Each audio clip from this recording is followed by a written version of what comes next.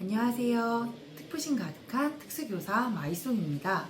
오늘은 유치원에서 초등학교로 넘어가는 시기, 전환기 아이들을 둔 보호자분들과 적용력 선생님들에게 꼭 드리고 싶은 이야기를 해보려고 합니다. 먼저 많은 보호자분들이 걱정하는 부분이 있습니다. 유치원에서는 괜찮았는데 왜 초등학교에 들어가니 힘들어하고 도전 행동이 생길까? 사실 많은 경우 아이에게 갑자기 새로운 문제가 생긴 것이 아닙니다. 이것은 환경 시스템 자체가 완전히 달라졌기 때문입니다. 유치원은 기본적으로 보호와 놀이 중심의 환경입니다. 우리가 유치원에도 물론 규칙이 있습니다. 하지만 아이의 상태를 보며 활동 참여를 조절도 해주고 하기 싫으면 잠시 쉬게 하거나 이렇게 개별적인 배려가 비교적 유연하게 가능했습니다. 하지만 초등학교는 다릅니다.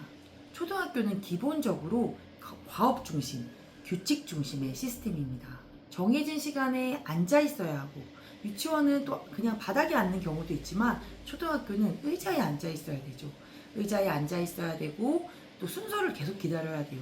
그리고 다 같이 움직여야 돼요. 하기 싫어도 해야 하는 순간들이 유치원 때보다 훨씬 더 많이 생겨납니다. 그리고 수업 중에는 내 감정보다는 다수의 공동의 규칙이 우선되는 상황이 많아집니다. 그래서 이거는 꼭 장애 학생들만의 이야기가 아니에요. 모든 초등학교 입학생의 이야기입니다. 일반 아이들도 초등학교 입학 직후에는 가장 많이 어려워하는 부분이 바로 이 환경의 전환이에요.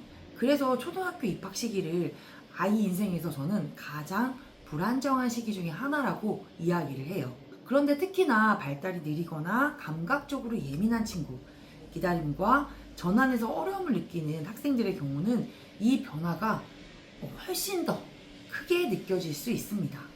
그러니 이 시기가 가장 힘든 사람은 누구일까요? 그렇죠. 당사자, 아이죠. 그런데 학교와 보호자가 서로 불신하기 시작하면 그 부담은 아이에게 더 크게 전달될 수 있습니다. 보호자는 물론 내 아이를 지키고 싶습니다. 이 낯선 환경에서 당연한 마음입니다. 그런데 교사 역시 아이를 힘들게 하고 싶어서 규칙을 이야기하는 것이 아닙니다. 아시다시피 한 교실에는 여러 명의 아이들이 함께 있고, 그리고 모든 아이가 같은 속도로 배우질 않아요. 어떤 아이는 바로 배우고, 또 어떤 아이는 수십 번 연습해야 되고, 또 어떤 아이는 이해는 했지만 실제 상황에서 적용하기 어려운 아이들도 있습니다. 그러니 교사의 입장에서는 쉽지 않습니다. 한 명을 기다리면 다른 아이를 놓칠 수 있고, 또 전체 규칙을 유지하면서 개별 지원을 해야 하기 때문이죠. 그래서 통합교육에서 특히 보호자가 왜 우리 아이만 이걸 못하죠? 왜 학교는 기다려주지 않는 거예요? 라고 이렇게 보기 시작하면 관계가 점점 더 대립적으로 흐를 수밖에 없어요. 하지만 이걸 반대로 생각해보면 어떨까요? 지금 우리 아이가 무엇이 어려운지, 그리고 어떤 연습이 더 필요한지, 그리고 학교와 집에서 어떤 같은 방향으로 갈 수 있는지, 이 관점으로 보기 시작하면 아이의 성장은 훨씬 더 빨라집니다.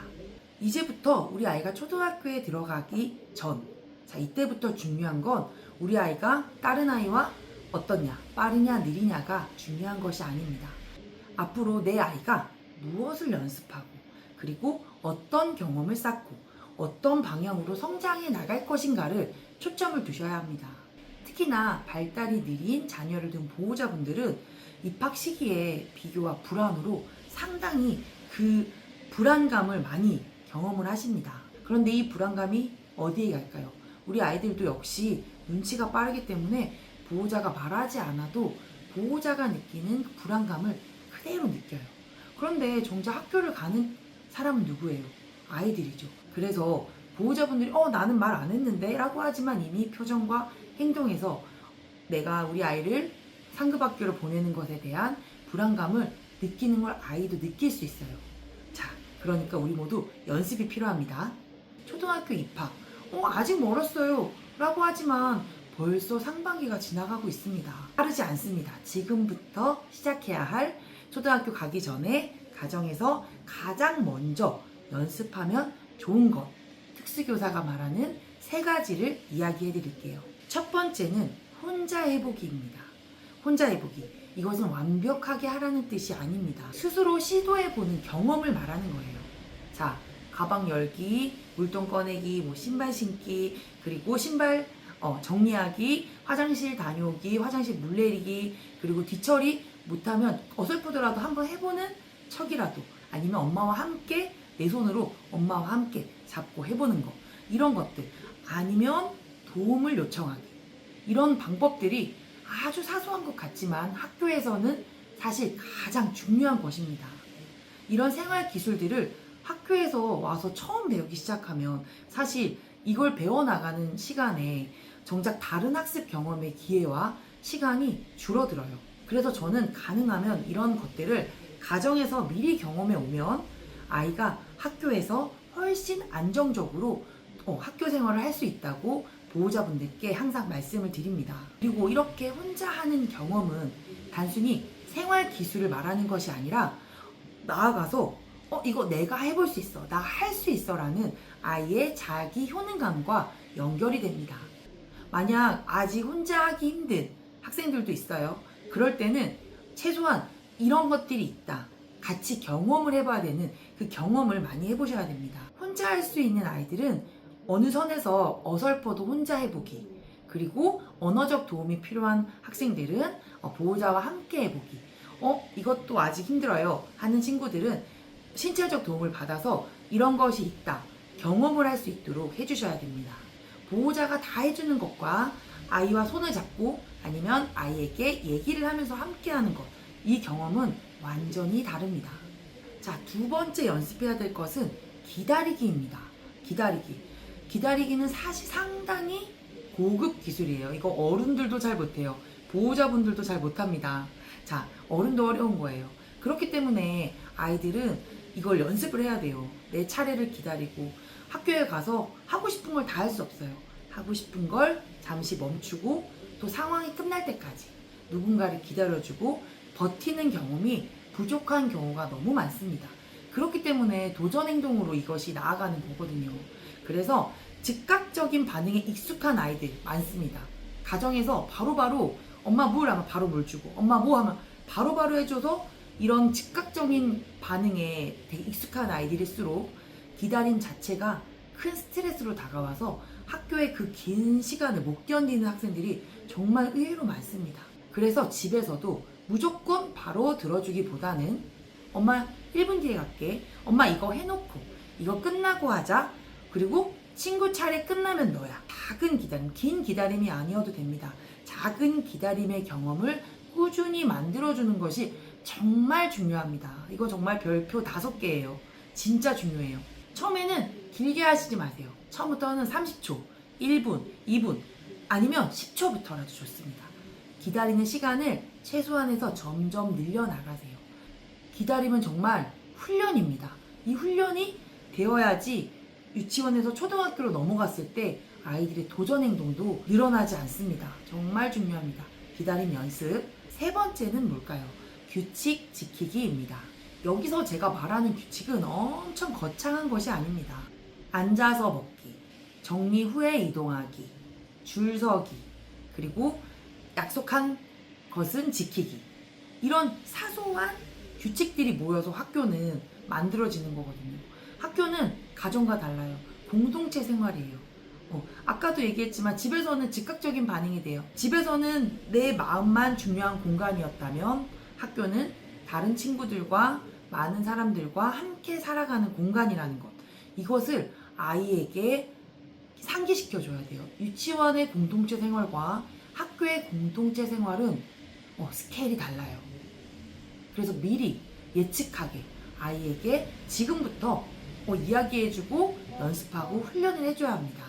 그래서 어떤 보호자분들은 규칙하면 행여 우리 아이가 혼날까봐, 손해를 볼까봐 걱정을 하시는데, 이 규칙은 아이를 혼내기 위한 것이 아니라 모두가 안전하게 생활하기 위한 약속에 가깝습니다. 우리 아이가 안전하기 위해서 하는 것이 바로 규칙이에요. 그래서 규칙을 잘 배우는 아이일수록 학교에 갔을 때 적응 스트레스가 줄어듭니다. 왜냐하면 예측이 가능하거든요. 이때 규칙을 이때 줄을 서야 되는구나, 이때 선생님이 얘기했을 때 어떤 걸 해야 되는구나를 규칙을 지킬 수 있는 아이들은 예측이 가능하기 때문에 그만큼 새로운 환경에 스트레스가 줄어듭니다. 이렇게 우리 아이들을 또 처음 받는 저학년 선생님들 경우에는 또 신규 선생님들이 또 있습니다. 또 신규 선생님들에게 꼭 드리고 싶은 말씀이 있습니다. 전환기 보호자분들은 사실 생각보다 훨씬 불안합니다. 신입생, 아이도 신입생이고 보호자도 신입생이에요. 마음은 똑같아요. 그렇기 때문에 아이를 처음 그 사회 시스템 안에 보내는 경험을 하기 때문에 불안할 수밖에 없습니다. 그래서 또 예민하게 반응하시는 분도 있고 너무 또 걱정이 많은 분들이 있고 그래서 학교 자체 시스템에 낯설고 또 어렵게 느끼셔서 또 이야기하시는 보호자분들도 분명히 있습니다. 이 전체의 불안 뒤에는 사실 뭐가 있을까요? 우리 아이가 괜찮을까? 이런 두려움이거든요. 그래서 물론 이런 보호자분들의 불안을 알지만 저희 교사들도 이것을 다 수용할 수는 없어요. 왜냐? 공동체잖아요. 저희가 1대1로 아이들을 보는 게 아니라 1대 다수가 보는 공동체 생활입니다. 하지만 이 보호자가 왜 불안한지를 이해하려는 태도는 사실 관계를 크게 바꿀 수 있어요. 왜 저 어머니는 저 아버지는 자꾸 민원처럼 저렇게 자꾸 얘기를 할까? 기분이 나빠. 이렇게보다는 지금 불안하시구나. 두려워하시는구나. 이렇게 생각을 하면 조금 관계의 전환이 생길 수 있고요. 또 보호자분들도 사실 교사가 완벽한 존재가 아니라는 점을 함께 이해해 주셨으면 좋겠어요. 교사 역시 사람이죠. 교사도 아이들처럼 배우고 있고 방법을 찾고 있고 또 실패와 조정을 통해서 아이들을 이해해 갑니다. 저 역시도 올해가 22년 차인데 항상 어려워요. 그리고 계속 가면서 배워나가고 있어요. 그렇기 때문에 제일 좋은 전환은 누가 이기냐? 내가 교사의 위에 있어야지. 아니면 교사가 내가 보호자 위에 있어야지. 이 관계가 아니라 아이를 중심으로 해서 얼마나 보호자와 교사가 같은 방향으로 보느냐가 제일 중요합니다. 내년 3월에 우리 아이가 입학이에요. 많이 남았네 시간. 아닙니다. 시간 정말 금방 가요. 그렇기 때문에 지금부터 초등학교에 입학하기 전까지 연습이 필요합니다. 집에서 해야 할 3가지 한번 이야기해 볼까요? 첫 번째는 혼자 해보기, 경험을 만들어 주세요. 자, 2번은 기다리는 연습. 3번째는 사소한 것이라도 규칙 지키기. 이 3가지를 아주 작은 것부터 천천히 지금부터 꾸준히 반복해서 연습을 시켜주셨으면 좋겠습니다. 그런 작은 경험들이 쌓이면서 아이는 학교라는, 초등학교라는 새로운 환경을 조금씩 견딜 수 있는 힘을 배우게 됩니다. 오늘 이 영상이 이제 곧 입학을 앞둔 자녀를 둔 보호자분들과 그리고 아직 적용용 교사들에게 조금이나마 도움이 되었으면 좋겠습니다. 그럼 저는 특부심 가득한 특수교사 마이송이었습니다. 안녕.